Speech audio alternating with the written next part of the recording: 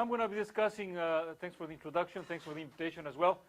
I'm going to give you a bit of an overview. I know that you guys are in devices, so the overview I'm going to give you here is from the point of view of the power systems engineering point of view. Hence, I'm going to give you a bit of a primer on power systems, and I'm going to throw a few equations at you that you might have seen when you were in your undergrad studies long ago. And mostly as a reminder to put things in a bit of perspective and give you an idea of what the issues are and what you should one is concerned about when you do this type of studies. In economics as well, because these are very important issues in power systems. Power systems, technical issues and economics go hand in hand, so one has to keep that in mind. So let me go through what I'm going to be describing here. I'm going to give you a bit of a power systems primer, as requested. A bit of a motivational objectives of the work we've done in this area. From the economic point of view, from the economic analysis point of view, I guess this is a pointer, I presume. The economic analysis, which basically has two parts to it. One is investor perspective, in terms of, well, what is my return on investment? And the other one is the central planning perspective. What should, for example, be the incentive, right? To motivate the development of solar power. And then I'll give you another perspective is the technical analysis from a point of view of what are the issues in terms of great impact of all these devices that are being deployed. Okay? What has to be concerned about. So just to give you a bit of a primer on power systems, this is a power system, typical one-line diagram you see out there. So you have generators, transformers, transmission lines, and loads. Okay? So basically, this is referred to as the transmission system, which is owned by this is the perspective of the ISO, the independent electricity system operator, which is operating all of this. And some of these generators at some point are becoming, or now becoming, solar PV. Okay? However, solar PV also has an impact on the load side of things, as I'll show you in a second. Rooftop solar, for example. Okay? Now, what is a generation station? Well, you have mostly synchronous machines. You have turbines where you have thermal, gas, hydro type of turbines. You have fueling systems and controls. And it's owned and run by generation companies. In the case of Ontario, we're talking about the OPG mostly, which is about 70% of the grid. 30% of the grid is owned by individual investor-owned companies. Right? This is the generation plant, so you have basically three distinctive phases. The generator part, which is the interface with the grid. The turbine, which is the mechanical part driving your generator. And the boiler, which is basically, boiler in this case is a thermal plant. It could be, for example, water as well. Okay? So all these phases are important when you consider this, because all of these changes when you have solar PV. You don't have this perspective anymore. This is a picture of what kind of supply technologies you have in Europe, for example. And let me, for example, highlight two of here, which are Germany and Denmark, and as well Spain, where there's a very large component of green power. In Germany, quite a bit of that is solar power, not only wind. Okay? In the case, for example, of the US, so mostly it's a thermal-based system. Okay? Green power plays a very little role in it, less than 5%. In the case of Canada, overall Canada, because Ontario is a particular different animal, if you will, mostly it's hydro. Okay? And green plays even a bit, much less, green, well, be careful with this, because hydro can be considered green as well, right? Plays a much less role in the energy component of it. Now this is changing. This is the perspective as of 2009, the ISO. This is Ontario, and as you can see, mostly it's nuclear. Okay? Nuclear is very significant in Ontario. Wind is becoming more significant. Solar power is very, very small in Ontario, even though there's a lot of incentives for it. It might change, but that's the situation right now. So you can see how the different technologies. What is nuclear? Well, most of these are based on heating water, okay, some way, in the case with nuclear reaction, and then passing that steam through a turbine, okay, and that basically generates power. Okay. The same happens here, but in the case of coal plants, you basically boil water with coal, as opposed to a nuclear reaction. In the case of a cogeneration plant, which are now very popular, and because you basically use two phases to it. You boil water well, in this case, you have gas and water. So you have a gas turbine, which is basically a jet engine, generates a lot of heat. Part of that heat is used to boil water, which moves another turbine. So the efficiency of this increases significantly. Each one of these phases, for example, can accomplish what? 30, 40% efficiency at the most. When you combine them, you are getting into the level of 60% efficiency of these cycles. Okay? Water is totally different. You have basically water whether it's run of the river, which is not controllable, or you have a dam system in which you have basically water moving a turbine through potential energy. Okay? Wind is totally different. Here you start seeing the differences between the traditional generation, which is a synchronous machine-based generation, which are very important issues in terms of impact on the grid. Now you have these generators, which can be directly connected to the system. When you have large turbines, that's not the case anymore. And then you have very little control of it when you have little turbines. We have large turbines, then you have something similar to what you see in this case, which is basically a totally power electronics interface. So you separate totally the generation from the grid through a power electronic interface, which is totally fully controllable. Okay? This is the tendency. This is the way things started, which are not very good for the grid. This is the way the current, basically, most of the large wind turbines look like this, where you have some control over the turbine, mostly voltage control, and then this is what is happening nowadays. The new turbines are basically totally a power electronic interface. So you have basically a division, a decoupling. Okay? In the case of solar plants, you can have solar thermal, which are, for example, in Spain, quite a few of them, or you can have solar PV, which is basically what you concentrate on in this case. And this, again, the way you interconnect to the grid, very few have batteries, by the way, but the way you interconnect to the grid is with an inverter, power electronic interface, similar to wind in that regard. This is what the supply load looks in Ontario. You have nuclear, then you have hydro, then you have coal, and then you have the rest, which is mostly gas, and a little bit of wind on top. So that's the preferences is given by the system operator to this. So solar would be sitting on top of this, sort of extra power to the grid.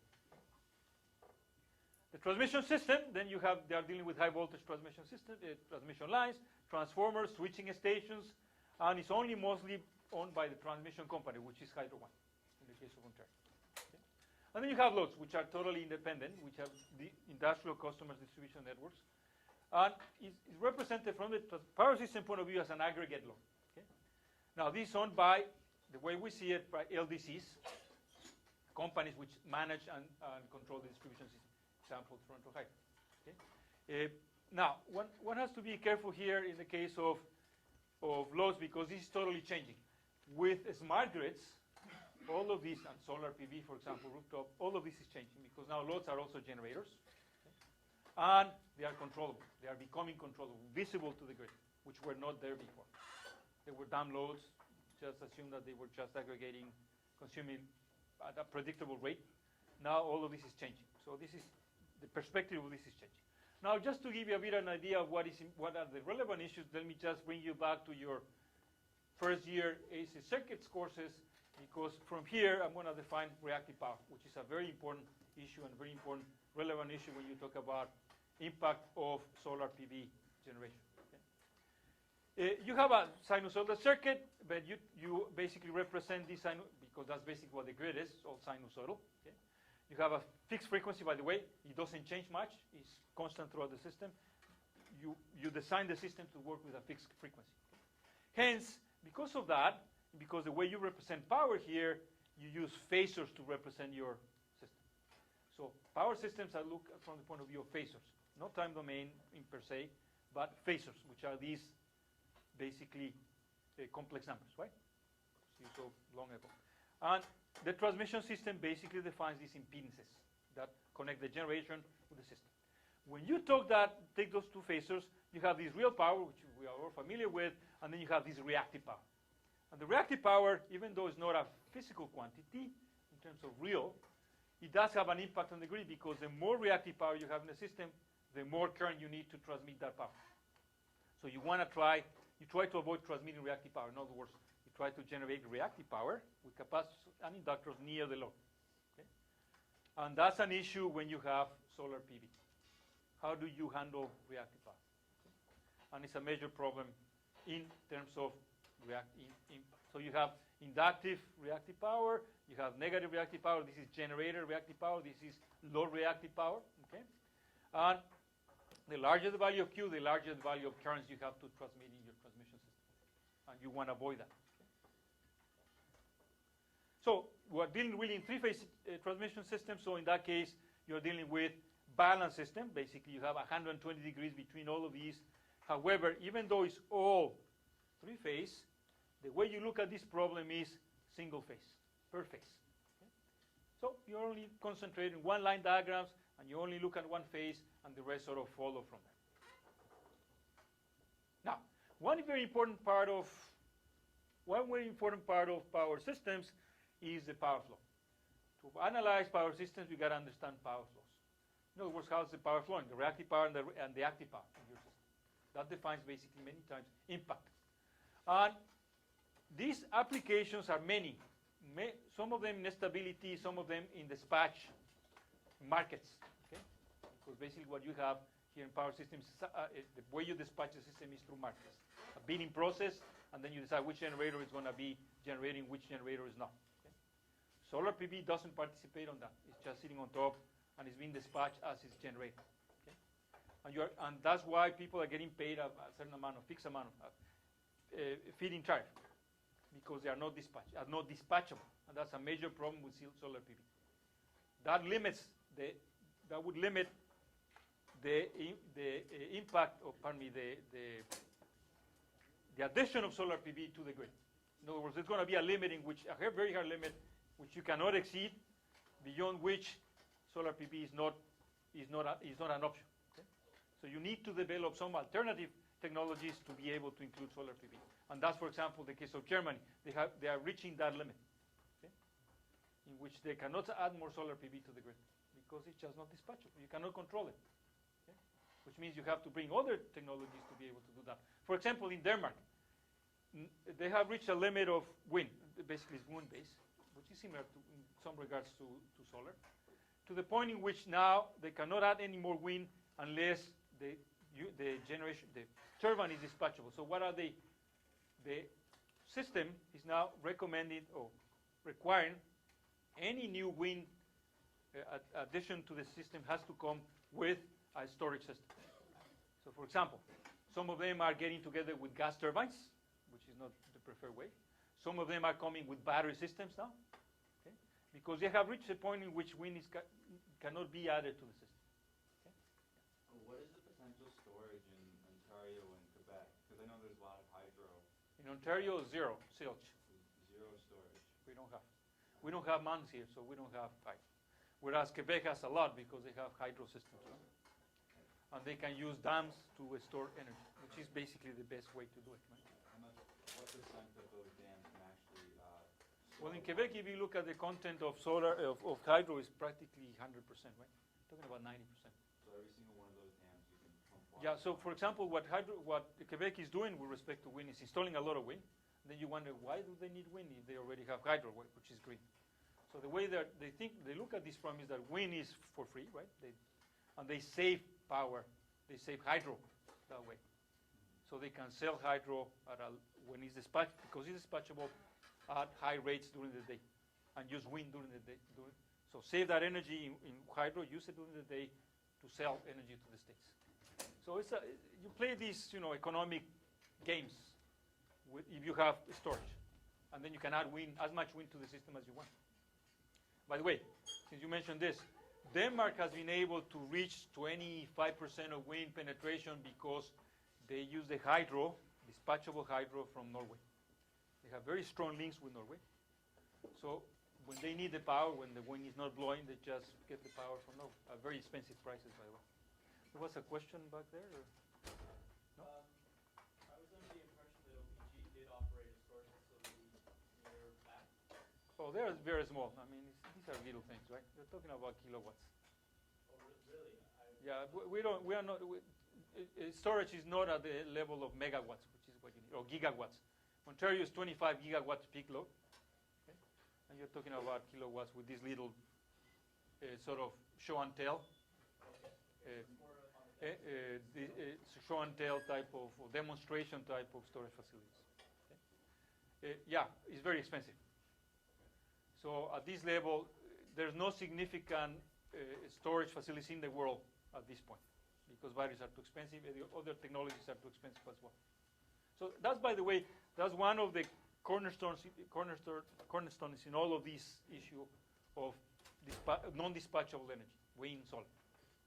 How to resolve the issue of cheap, widely available energy storage. Okay? That's the main issue. At this point, it's a lot. For example, gas has come in value about 10 times in the last few years. So gas is becoming very, very cheap because of the widely available gas in North America, shale gas. So now it's very difficult to compete in terms of price with gas. Okay? So it's more difficult to justify solar PV or wind PV in a system in which gas is very cheap. Right? So these are very important issues to keep in mind when you're talking about power systems, the economic part of it. Okay? Anyway, moving on. The way you see a power flow is basically this way. You have generators, loads, and you have a transmission system. And you represent the transmission system with impedance, basically a Y-bus matrix, if you remember that from your circuits course. Yes? In systems where gas is very cheap, how many of those systems typically model how long gas will remain cheap? Because Well, that's an important issue, and that's the problem in all of this, right? You're talking about, when you're talking about with investors, they're looking at a 5-year, 10-year window to recover their money. When you know that gas is going to be available for 100 years, right? Doesn't matter, right? What do? You take your money. If you're thinking about your money, right? Think about yourself. I want to invest. Find the environment, blah blah blah. But well, I need to, retirement money. I need it in 10, 20 years. I cannot wait for 100 years, right? So what do? Go invest in gas. I mean, that's the reality of things, right? Unfortunately, that's the way it works. You said Ontario has no storage, but don't we have like 20% hydro power? Is that not? Yes, be careful with that.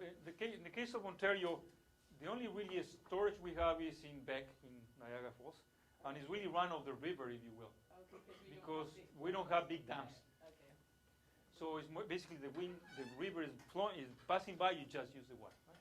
So we have small dams. We have a bit of regulation in Beck, but there's so much water that you can use it right all the time. So most of the hydro in Ontario, it's about 20%, is run of the river. There are dams here and there, but very small compared to what they have in, for example, James Bay in Quebec. Those are huge dams, right? So regulation is very limited. So capacity of storage is very limited in the case of Ontario. Any other questions?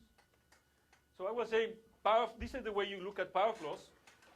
I'll come back to the issue of power flows because they are very important in understanding impact. So basically you have generation loads.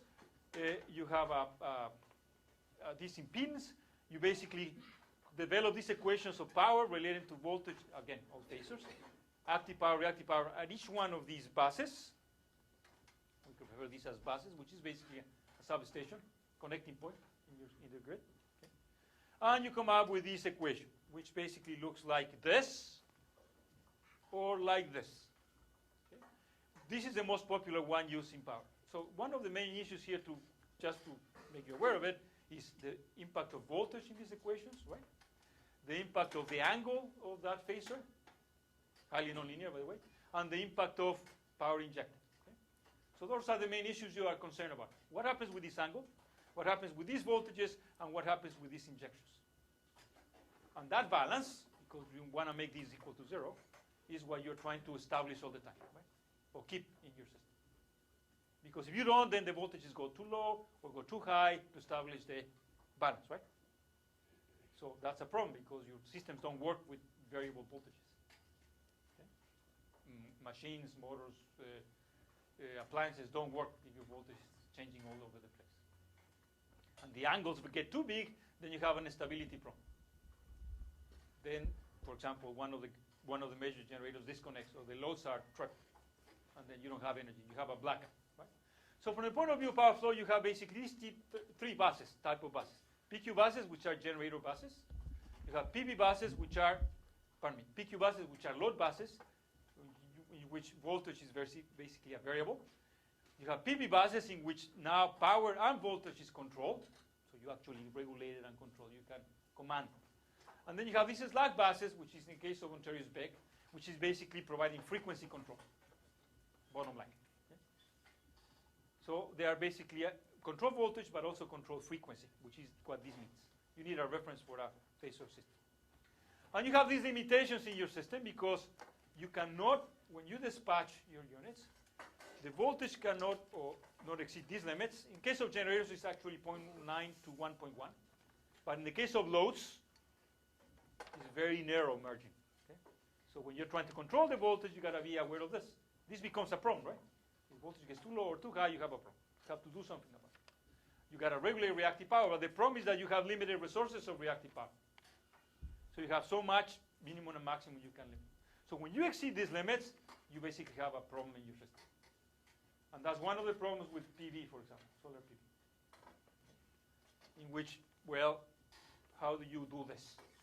How do you keep this control within bubbles? And then you have this power flow, which I'm going to mention again. So I'm just going to briefly mention it, which is you assume certain voltages, you assume that these angles are very small, and you end up with an equation, no reactive power in your equations, neglect reactive power, which is, by the way, the way you dispatch generators, the system operator does this. And then you have this equation, which is a linear equation, relates the grid, the transmission system, the reactances, with the angles of your system. So you have very simple DC equations. And I'm going to come back to this because the economic model is based on these type of flows. You got to simulate your flows in your system. The highly nonlinear equations are very difficult, so you go and use this approximation. Okay? So what is the motivation of solar PV integration, etc.? What are the issues that one is worried about? Okay? Well, when you talk about integration of solar PV or any other renewable resources, or any sources for that matter, you need to look at the economics and the technical input, okay, of these sources. In solar PV, okay, for example, in transmission systems, you have to deal with the issue of large solar farms. Now, in the case of Ontario, for example, until a month or 2 months ago, we had the largest solar PV farm in the world, about 84 megawatts. Okay? That's a bit of an oxymoron, isn't it? Because, well, what isn't it in Spain or in Africa? Well, part of the reason for that is economics. We're paying a very healthy, very large subsidy to these plants. So it makes a lot of, as I'll show you, makes a lot of sense to go and invest in solar. Has changed a bit, but it still makes a lot of sense. I'll show you that the feed has to go very low before you start getting not appropriate rates of return. Okay? I'll show you that in a second. In distribution systems, you have this small solar PV, which is a problem. This rooftop ground-mounted PV. Why? Because all of a sudden, a system that was designed to take power starts producing power. And nobody thought about it when they designed the system. It'll take you trillions of dollars to change the system so it can take power. So how do you manage this, right? Without having to invest trillions of dollars, right? To make it feasible. So those are major problems you have to deal with. Okay? The economic issues are basically two-tier. One is the investor, which is, well, how much money you want to make, right? Or you are able to make. And the other one is the optimal incentive, which is, okay, well, now you are the OPA, Ontario Power Authority, which, by the way, is merging with the ISO. Okay? That's a product of our provincial election, by the way. So there's a lot of politics behind all of this, by the way. Okay? So that's a third. I will not discuss it here, but there's a third issue behind this, politics. Particularly in Ontario, that's a major problem, because that turns investors off. If you have one government tells you, I'm going to give you 40 cents per kilowatt hour, then the government changes and says, no, I'm not going to give you a cent, which is what was supposed to happen here. Then investors sort of run for the doors, right? For the windows, and right? That's a major problem in Ontario. The power system is so political that everybody gets involved at some point, including you guys, solar PV guys. So, and the other aspect of economic is the centralized planning issue. At some point, 10 years ago, it was thought that, well, markets will do all the planning. And what happened is that not a single generator was added to the Ontario system. And I don't know whether you remember in 2003 or 4, we had serious problems with supply of power because there were no generators in the system. And there was no centralized planning. That's the reason why the OPA, the Ontario Power Authority, was created. Centralized planning. By the way, this only happened in Ontario. This happened in the States. And the most infamous, if you will, case is California, right? In which the markets had to be stopped at some point, and this had to be brought back in. Centralized plan. So these are aspects one has to be aware of when you're talking about grid impact, economic and the technical aspects. Okay? So from the technical issues that you need to deal with, one is control, okay? Which is, are you controlling active and reactive power, which is the state right now? When you do this, solar has a major impact in the system. If you're trying to keep the power fixed with zero power factor, no reactive power generation, it's actually negative for the system at the transmission level. So new codes are being written, in Ontario not yet, but in Europe, in which now these systems, because are designed in a way that they can control voltage, start behaving just like any other generator source. Inject power, although, well, it's not controllable, but at least you can control voltage. So that's one of the issues from impact. Now, from the point of view of control, the next is, well, what are the impacts of this control on the grid? Well, one is transmission system, and the other one, distribution systems. These are two different things. This is a very intelligent system, very smart. This is a very dumb system that is being basically made smart now. That's what a smart grid is all about, by the way. This area. Okay? How to make this smart. So, transmission system, you have two problems. One is stability, which is voltage, angle, frequency. Is it fixed? Is it varying a lot? Is the system stable? Are you dropping generators? Are you dropping loads? How to avoid that. The other one is dispatch. You have, in solar PV, we have this variability of solar. Okay? Which, by the way, is not a case in Germany. They have looked at this problem. When you have these geographically distributed resources, then all of a sudden the aggregated impact of solar becomes much more predictable, very smooth. If you look at one solar panel, a cloud goes by and boom, zero power, right? Big problem. But when you look at the problem from the point of view of the operator, you say, well, if I have, an area like Ontario, or southern Ontario with solar rooftop, then the fact that a cloud goes over your house doesn't impact the system, right? Because you have another house right near the door where the cloud is not covered. It's not covering the solar. So all of these issues are changing, for example. So in the case of where you have these highly distributed resources, this variability is more predictable. It's not instantaneous. By the way, this is a major problem for Hydro 1 right now. You have all these little units, wind turbine units, in which the wind drops off, zero power, and then the voltages go down. Okay? And they are basically pulling their hair, and that's one of the reasons why solar PV, or if you go and apply for a solar PV panel, you're going to have to wait for months. Okay? Or you might not be approved because of these issues. So in distribution systems now you have this problem that they were not designed to produce power, so reverse power flows is a major problem. Feeder capacity, because there's so much current you can transmit in your wires, right? And the power quality. What is power quality? It has to do with the voltage, what I just said, voltage jumping up and down, right? You want to avoid that. So these are issues that are being addressed. We are concentrating particularly in these issues in our studies at this point, which is where our expertise are. And also, other part of our group is concentrating on how to dispatch, or what is the impact of these variable sources on the dispatch of the system. We're also concentrating, or we're also concerned about system planning. And as I mentioned already, we're looking at investment tools, which I'll describe in a second. The optimal fit. What should be the optimal fit? What should we be paying as consumers, because we all pay for that, by the way, for these solar PV generation? Okay? and the coordinated centralized planning framework. Okay? Look at the system holistically. Investor included, system operator, etc. included. Okay? The other aspect we're looking at is, as I mentioned, system modeling and stability. How do you model these solar generators in the grid? It's not as obvious as one would think. And what is the impact of this large and distributed solar PV generation on the Ontario system? Okay? So I'll concentrate on these, give you more information on all of this now. So this is the investment model. Now, when you talk about investment models, you have to talk about economics on one side. For example, this is the NPV, the net present value, which is basically the value of your money if you were to invest it. Now, how much is that worth? Okay? If you have 500 million, how much is that worth? 700, $1 billion? It depends on a lot of things. One is the revenue, the other one is the expenses, okay, and the interest, right, of that money, the cost of money through time. So you have to get into all these basic economic concepts, right? In this particular problem, we are assuming certain values. For example, what is the new capacity we're adding to the system, and for how much chunks, blocks.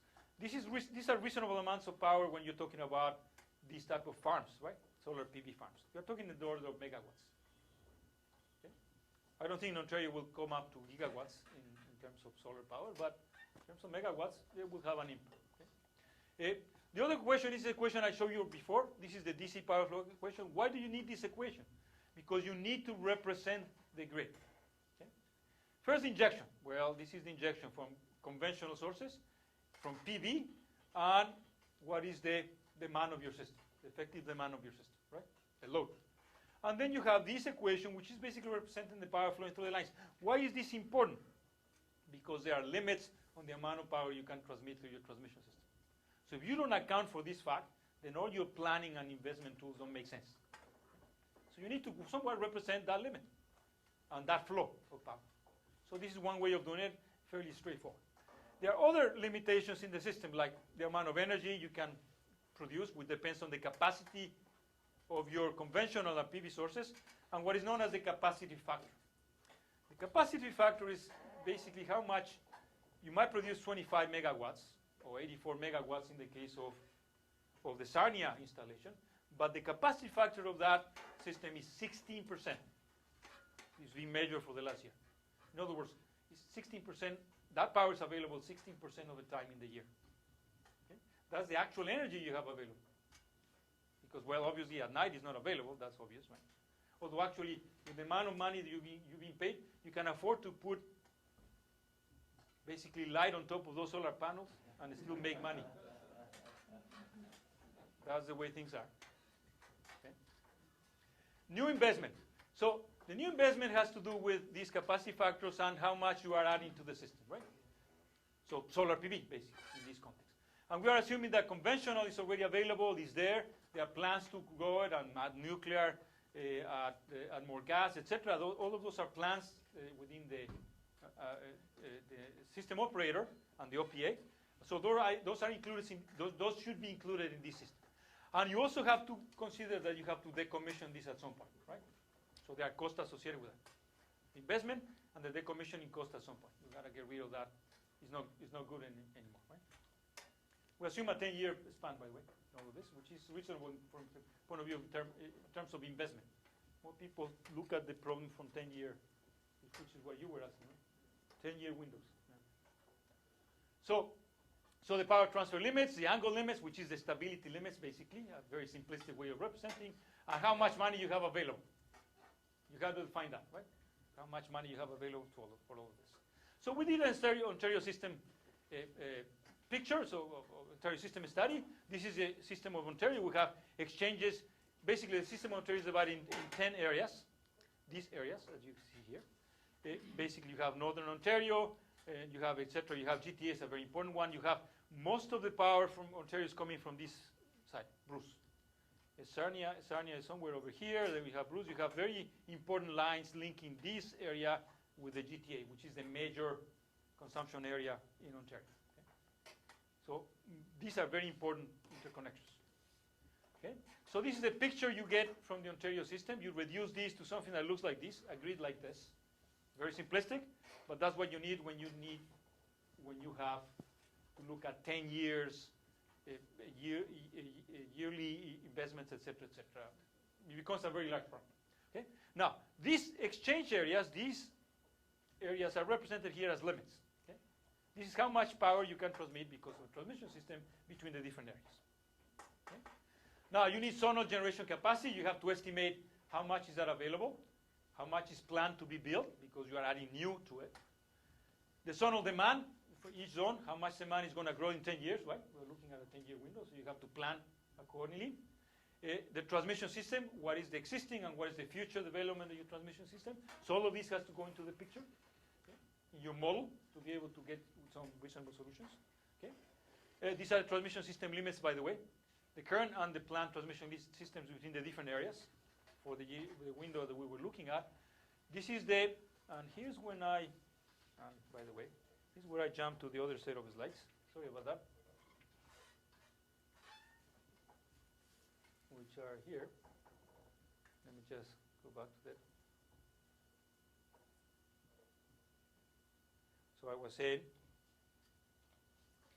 this is, as you can see, this is better slides than the other one. So this gives you a picture of what we computed as a capacity factor, the solar availability in the different regions, different times of the month. As you would expect, summer is higher, right?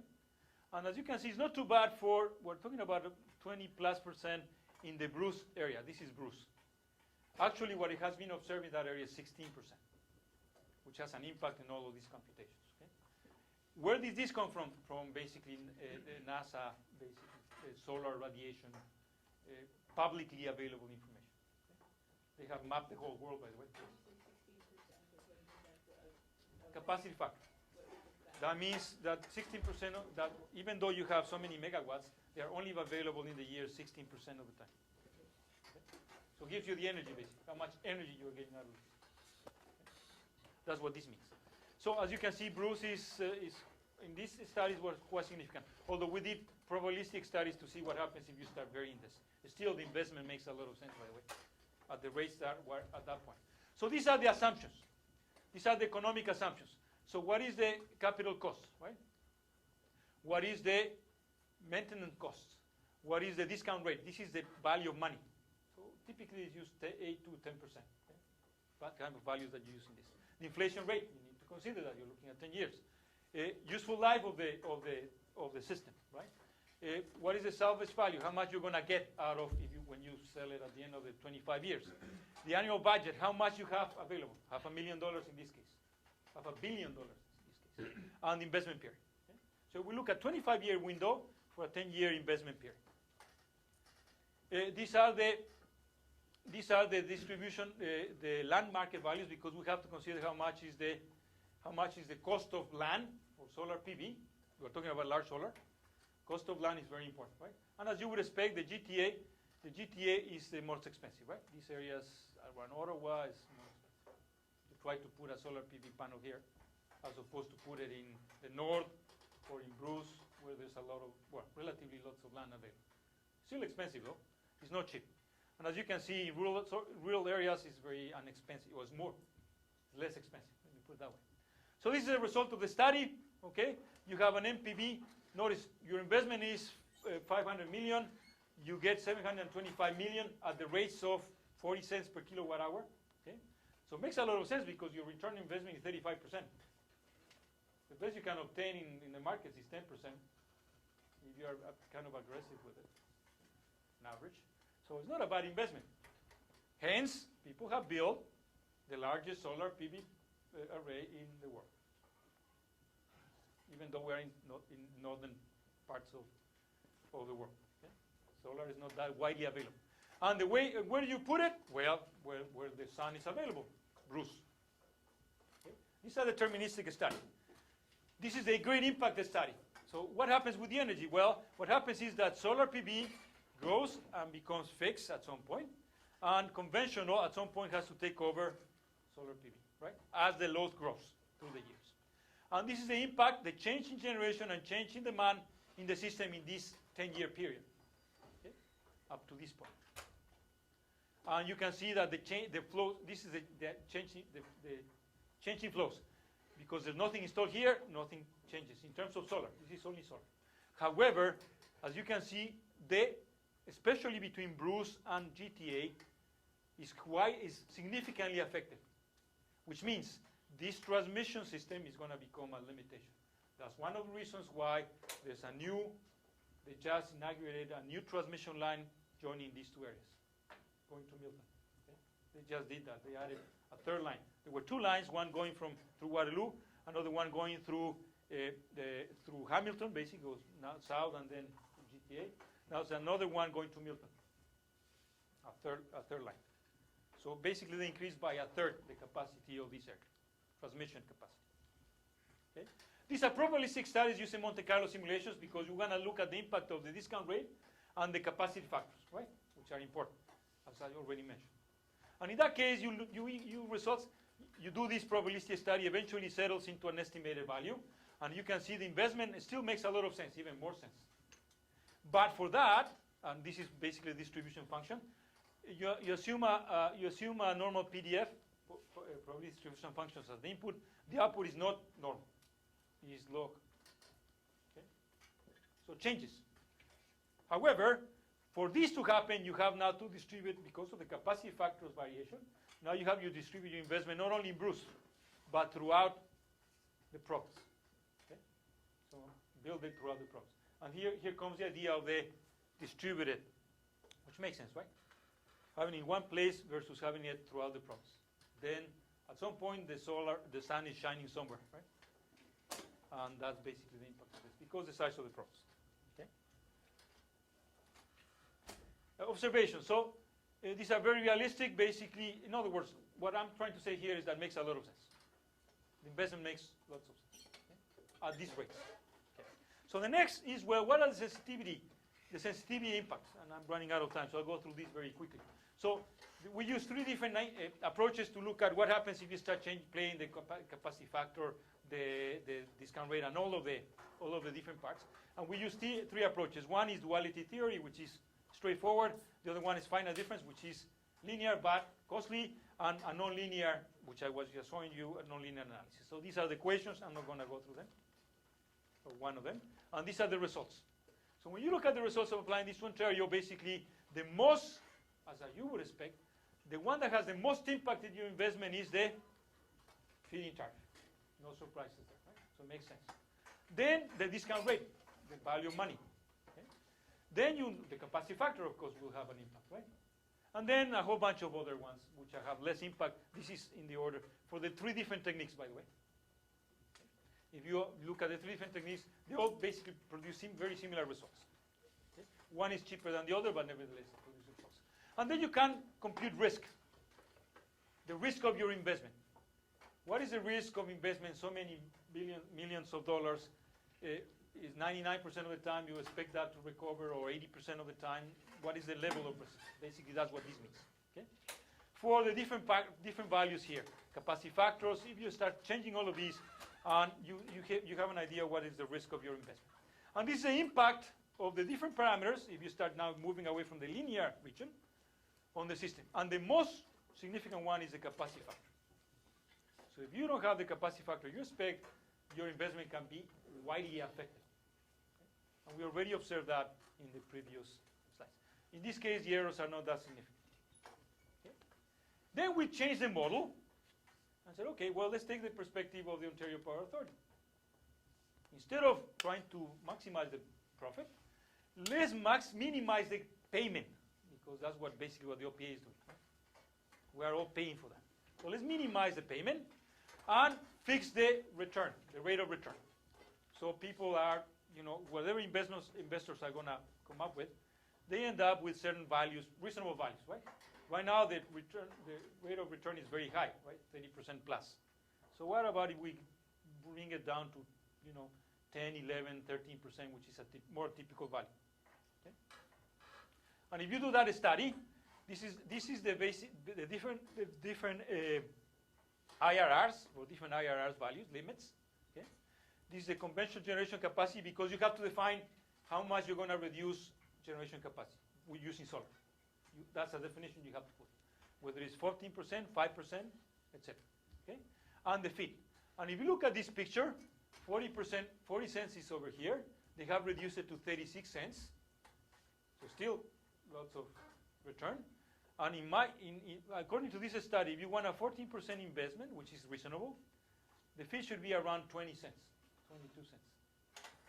So we would go back to the OPSL. Well, if you put a 20-cent incentive, about half of what it used to be a few months ago, you're still going to get investors, right? Because you're still making money by doing this. So these kind of studies can be done as well from that perspective. Now let me bring you to the last part of my presentation, which is the impact, the grid, technical impact on the grid. Let's move away from economics now. Let's talk about power quality and issues like that, stability. So first things first, you need to model the device.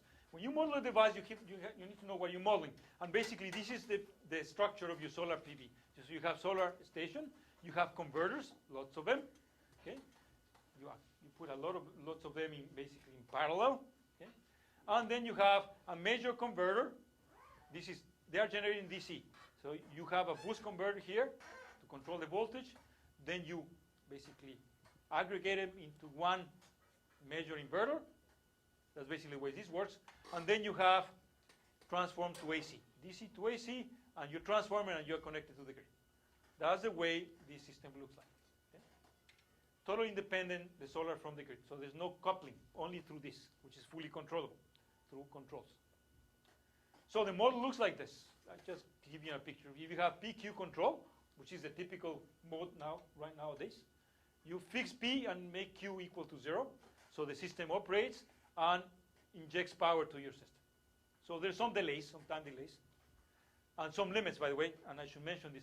There's limits on the amount of current you can put in those inverters. So it's not totally variable. Or you can control voltage. And this is the preferred way from the grid point of view. Okay? So then you have to consider what kind of stability problems are you looking at. Well, power system stability is divided in rotor angle stability, frequency stability, and voltage stability. I'm going to concentrate in these two over here. Voltage stability and angles. Voltage stability is done through loadability studies, power flow studies. How much you can add to the system, how much power is available, how much transmission system is available. And angle stability studies is divided in two parts. One is small oscillations, and the other one is large perturbations. Okay, this is the picture of the stability. This is the way the system operator looks at the problem. They say, okay, I'm sitting here. Okay? I'm trying to push the power all the way to here. But however, I got to give a margin for the worst contingency. So this is actually my margin. And then I have to put certain amount for uncertainties. 5% of this is put here. So this is the amount of power I have available in, for example, the line between Bruce and GTA. So that's the way you obtain this curve. So you look at these curves and you obtain this value, and that tells you how much is available to you. Okay? From the point of view of dynamics, then you have to look at the dynamic model. And you have all these equations that you have to deal with. By the way, I don't know, this didn't come out right anyway. But anyway, you have all these variables. Some of them are dynamic, some of them are static. And you have some parameters that are non-controllable, these ones, and you have some parameters that you control, okay, which I already showed. For example, set point of the generator. Okay? So you look at the eigenvalues, basically. You linearize the problem with a power flow problem. You obtain your matrix. You look at the eigenvalues of this matrix. Okay? And with that, you determine how stable your system is. Okay? So why? Because you know that the eigenvalues determine whether the point of operation is stable, unstable, or is somewhere in between. So the closest you are to the imaginary axis in terms of eigenvalues, the worse you are. So you want to move away from that, right? So you need to design controls that basically keep you away from that point. And you get too close, warning, warning, you got to do something about it, right? And that's the way the operator sees the problem. From the point of view of time domain, then you look at the problem in a different way. You say, okay, well, I have my system initial. I apply a contingency, a fault, and then I look what happens after the fault is clear. Is the system recovered or not? You need time domain analysis for that. You integrate your system, and then you study this problem that way. Okay? And look at the problem this way. This is the index. Say, how much or how long can I keep my fault? The longer this critical clearing time, which is right the margin between stable and unstable, The longer I can keep that, the more stable my system. So it's another index, right, of stability. So eigenvalues is one, that loadability margin is another one, and the CCT is another one. So if you look at those three indices, you can evaluate impact on the grid. Okay? And that's what we did. So we look at an actual system, Ontario system analysis. So we're talking about the system we use is 3,000 buses. The system the operator uses is 6,000 buses. So it's twice as large as this one. Okay? So we use a reduced version of it. So we assume a fully dynamic model of your system, and we did all these stats: voltage stability, angle stability, eigenvalue analysis, time domain analysis. And looked at this. What happens if you have solar versus conventional generation, to try to figure out what is the impact. And we simulated a fault in that line connecting Bruce and GTA, which is very important. And this is the results. From the point of view of damping, which is the eigenvalue problem, practically no change. And we're looking at two problems. Centralize SPVG, so put stuff in Sarnia, or distribute that power in the rest of Ontario, but particularly the GTA. Why the GTA? Because there are 4 million people there, and they can have a lot of space available for deploying solar rooftop. Keep in mind that this one is controllable. Right now it's not allowed, but it's assuming that it's controlling voltage. So it's basically working like any other conventional generator. Okay? So we're given the advantage of that, because if we fix this, the difference would be significant. So centralized is not a good approach. Go to conventional from the point of view of impact. However, when you look at the loadability, which is basically this margin, this is centralized, practically no change with respect to conventional. This is distributed, very advantageous. So from the point of view of grid impact, if you forget about the distribution system, this makes a lot of sense. Instead of putting one solar farm in Sarnia, let's take that power and put it all through the GTA. Which was expected, by the way. This is not surprising.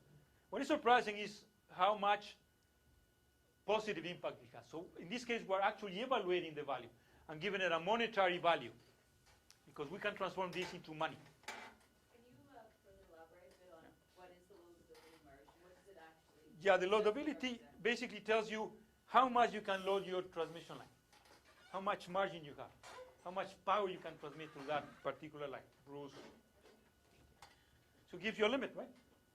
It gives you how much available power I have for that line before I hit the limit, right? That's basic. Yeah, for this, well, yeah, in this case, we're looking at the 16 infrastructure. Yes. So we're assuming, by the way, that's a good point, because we're assuming that we are taking the solar generator, and that solar generator, because in Sarnia, is replacing Lambton, which is a coal-fired plant. So we're saying, okay, let's take solar out, Lambton out, and put a solar plant instead. Okay? So is it saying that basically when you have distributed systems, your cost on your infrastructure doesn't increase because you're not adding additional lines to? You would not have to add additional lines, although not that you need it in this case. But you have the advantage, and the way we see this is, okay, if you do this, now you have more power available for transmission. So we can start selling that power to New York and making money. This is what this means. Okay? So this is what this means. This bloody means, well, how much money is that value to you? Because you, instead of using that power to bring it from Bruce to here, so we use that power there and send it to New York or Michigan and sell it and make money. So basically, that's the basic concept. Okay? By the way, be careful with this, because we have oversimplified this model. We have not considered the impact of distributed solar PV on the distribution system. And that has a cost, which has not been factored here. So one has to be aware of those limitations. Yeah, I'm almost done. And I think this is my last slide, as a matter of fact. Okay, so for the transient stability point of view, now we're looking at another factor, right? Eigenvalues not change. Loadability, significant changes. Stability, which is another, well, transient stability, I gotta be specific about that. Again, you see a significant impact. The system is more stable if you put distributed solar. And significantly more stable. Now we can say how much, right? So we're talking about what? 50% more? at the border, at the limit. Okay? So in other words, let's go this way, from the point of view of grid impact. Right? Sorry, what sort of size of plants are you considering in the distributed? We are assuming up to a maximum, starting from 0, which is no change, up to the full replacement of Lambton, which is 2,000 megawatts In total, total. distributed in terms of how, what's the size of the individual? Well, we're looking at the GTA area, right? So it would be all the GTA area where the solar would be distributed, right? However, We're talking a microfit or yes, microfit, yeah. That's distributed in the same. Distributed, yeah, rooftop solar, basically. So everybody in the GTA, not everybody, but a good set of the GTA would have 2,000 megawatts. Each one of them is about 10 kilo. You have the limits of 10 kilowatt, more or less, put in your house. So although you have other options, like you have industry could be deploying this in their facilities, right? But anyway, divided by 10, and that gives you the number of houses that would have to get involved, right? 2,000 kilowatts divided by 10 kilowatts. No, pardon me. 2,000 million, okay? 2 million kilowatts divided by 10. So we're talking about a significant part of the GTA with these deployments, right? would it apply at the 100 to 250 kilowatt scale, which might be the sort of size that you could deploy on a superstore roof or Well, no, I'm talking about at this point rooftop solar, only right? rooftop? Yeah, that's the example I gave you, but because that's where the microfit applies, which is now 60 cents. I think they changed it to 60 cents, or whatever it is now. It was 80, they reduced it significantly. And that was my last slide. So, any questions? Thank you. We have time for one or two questions. Yep. You mentioned a limit for PV in the distribution today. What kind of limit are we seeing in Okay. Ontario? Okay. For the transmission system, the limit is thought to be more or less between 20 and 25%. At the distribution system level, we're talking about 5% or less. Why? Transmission system level, it's the issue of controllability. At the distribution system level, is the issue of power going back through your feeders. Okay? And that's a major problem, 5–10%. Just to give you a ballpark figure, it changes depending on where you install it, and et cetera, but more or less gives you an idea of the issues. Yeah.